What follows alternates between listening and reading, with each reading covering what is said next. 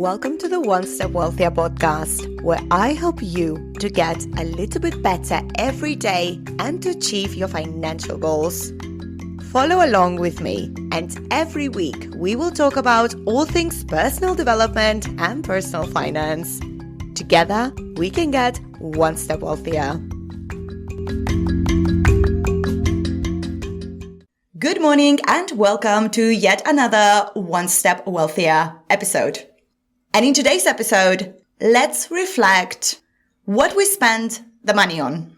So when I was in my 20s, I pretty much didn't really think what I was spending the money on.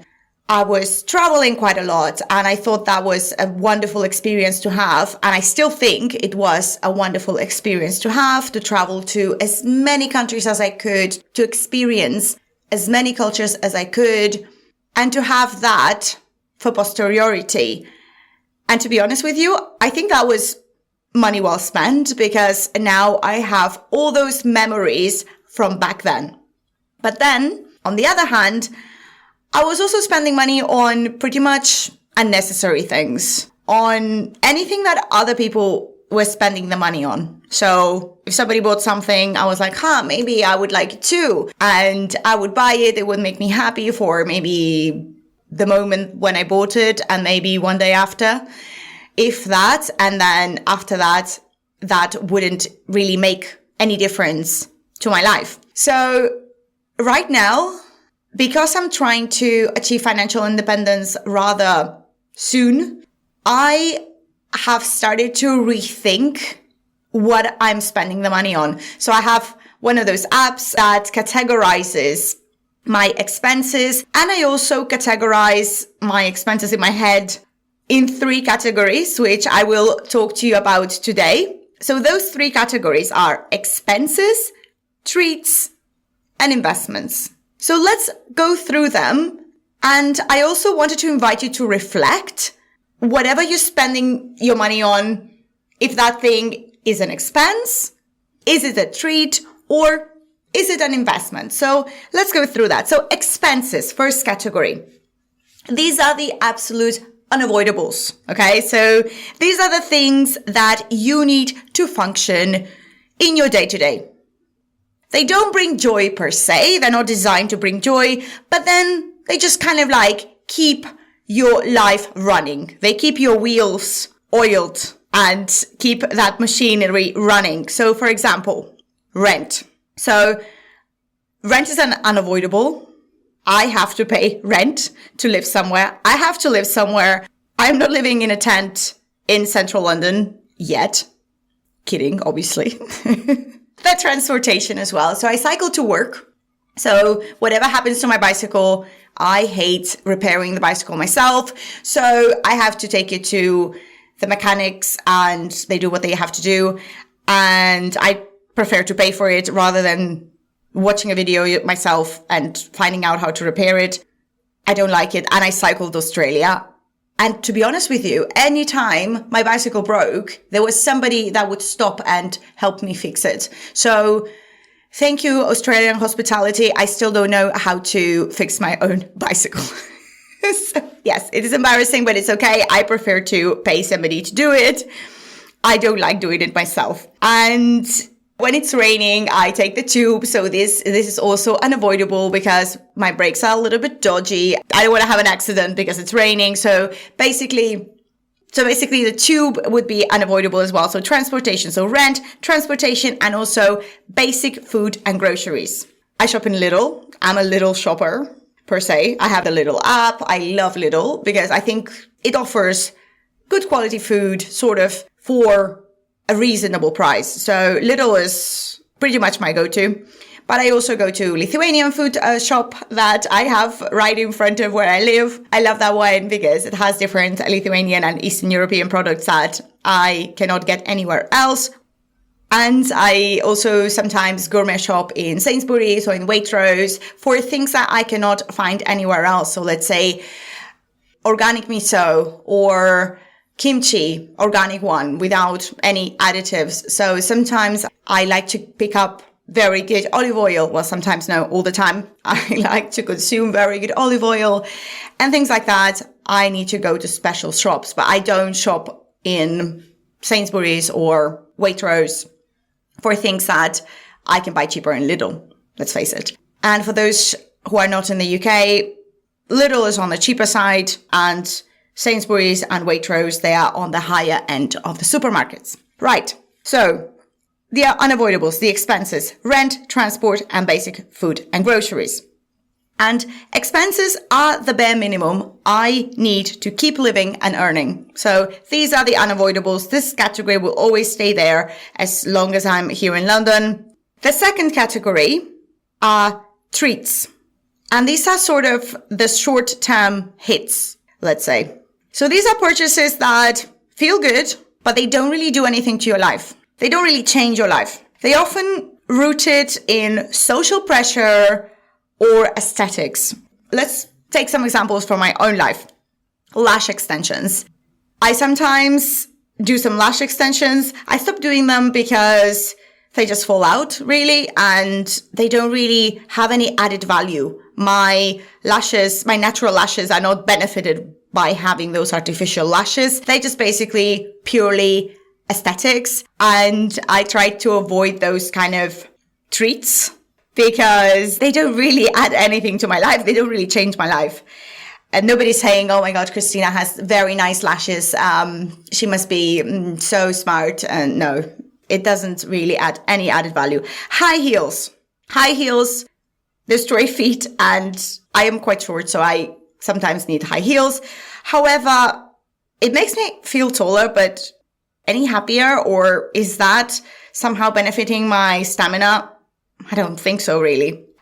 And also buying any trendy things to fit in or signal status, I think that's completely unnecessary, really. Or designer anything. There's no added function to that. You might say that this is necessary for you, which is fair, but for me, I just don't see any added value to that. So therefore, treats, those short-term hits, I'm not a dog. I don't need a treat to feel okay. I need purpose in my life. I don't need treats.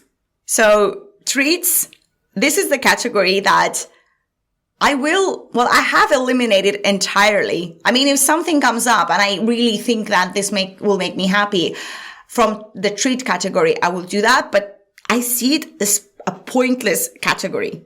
This is for dogs, the biscuits for dogs. I'm not a dog. Right. So first category, expenses. Second category, treats. Third category, investments. So this category, I'm actually trying to spend more on this category to expand it because this category provides long-term gains. So these are the things that you spend money on because they pay you back in some way in the future.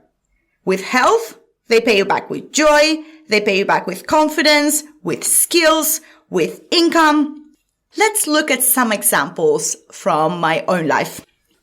So now you think investments, of course, investments, Christina, you buy stocks and these are your investments and this is what you spend money on. Yes, that's true.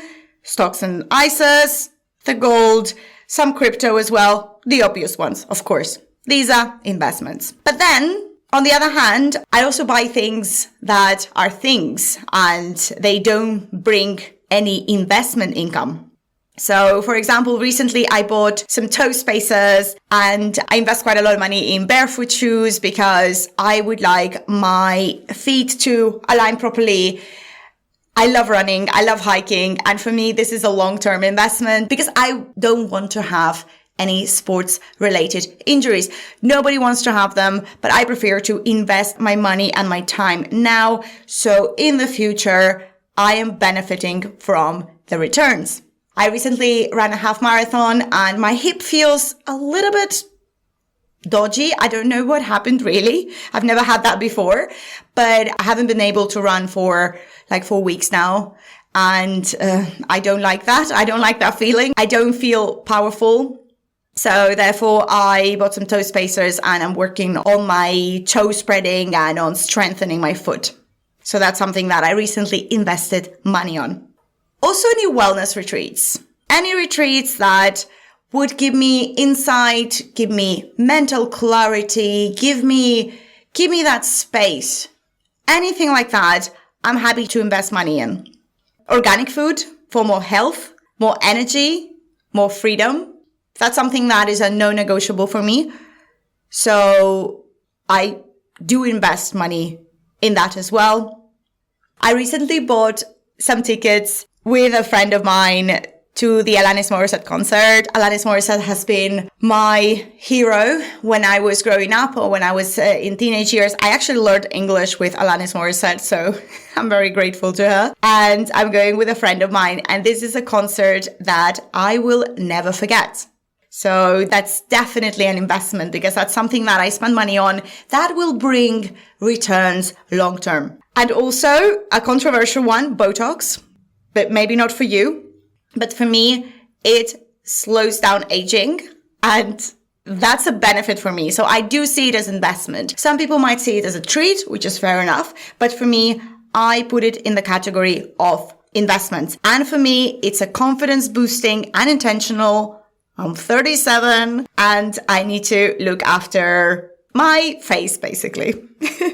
So investments aren't always the stock market. Sometimes they are in me and they will bring returns long term. And I wanted to conclude this episode by asking you to reflect. So what was the last thing you bought? Was it an expense? Was it a treat? Or was it an investment? So which category does it belong to? And also, another question.